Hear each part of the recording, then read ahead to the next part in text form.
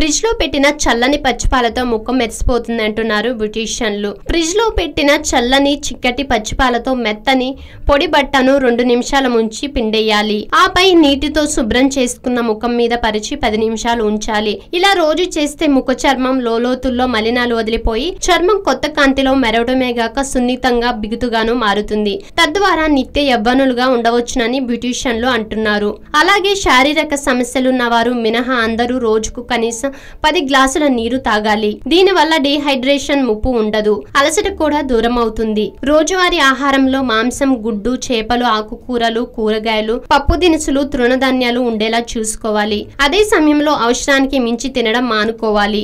రోజు 1 గ్లాస్ కొబ్బరి నీళ్లు తాగితే శరీరంలోని మలినాలు వదిలిపోయి చర్మం కాంతివంతంగా ఉంటుంది. రోజు కనీసం అరగంట పాటైనా ఒంటికి ఎండ తగిలితే శరీరానికి అవసరమైనంత విటమిన్ డి లభిస్తుంది. దీనివల్ల చర్మ ముడతలు పడవు. చర్మ క్యాన్సర్ లో ముప్పు తగ్గుతుంది. వీటితో పాటు వ్యాయామం అరగంట చేస్తే అందంగానే కాకుండా ఆరోగ్యంగా ఉంటారని బ్యూటీషియన్లు చెప్తున్నారు.